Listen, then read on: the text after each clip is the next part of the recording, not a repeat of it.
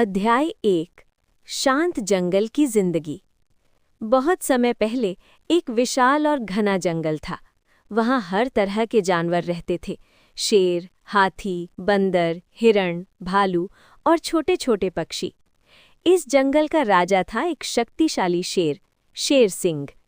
शेर सिंह न्यायप्रिय था और अपने जंगल की हर समस्या का समाधान निकालने की कोशिश करता था। इसी जंगल में एक छोटा सा खरगोश रहता था, चीकू। वो बाकी जानवरों से अलग था। जहाँ बाकी जानवर सिर्फ खेलते या खाते रहते थे, वहीं चीकू हर चीज को ध्यान से देखता और समझता था। लेकिन एक समस्या थी, कोई भी उसकी बात को गंभीरता से नहीं लेता था। अध्याय 2 बदलती हवा का एहसास। एक दिन सुबह सुबह चीकू ने देखा कि जंगल के पेड़ों की पत्तियां मुरझाई हुई हैं। ये तो अजीब है, उसने सोचा। वो नदी के किनारे गया, जहाँ पहले तेज बहाव होता था, अब वहाँ पानी बहुत कम था। ड्रप। चीकू समझ गया कि कुछ बड़ा गलत हो रहा है। वो दौड़कर बाकी जानवरों के पास गया। सुनो, जंगल में कुछ गड़बड़ है। लेकिन बंदर हंस पड़ा। तू हमेशा कुछ न कुछ सोचता रहता है। हिरण बोला, जंगल हमेशा ऐसा ही रहता है, चिंता मत कर।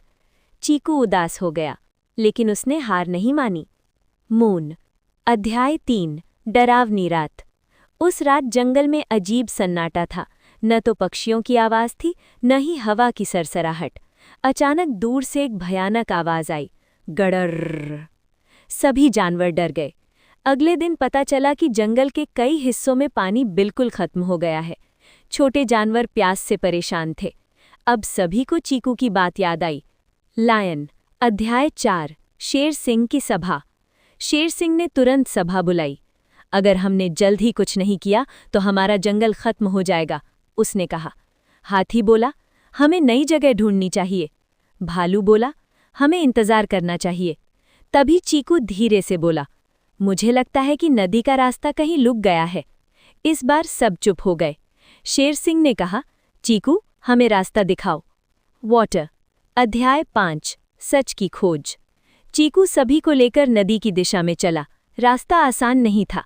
कांटे, ऊंची घास और खतरनाक गुफाएं थीं। रास्ते में एक बूढ़ा उल्लू मिला। उल्लू, उसने कहा, तुम सही दिशा में जा रहे हो, लेकिन सावधान रहना।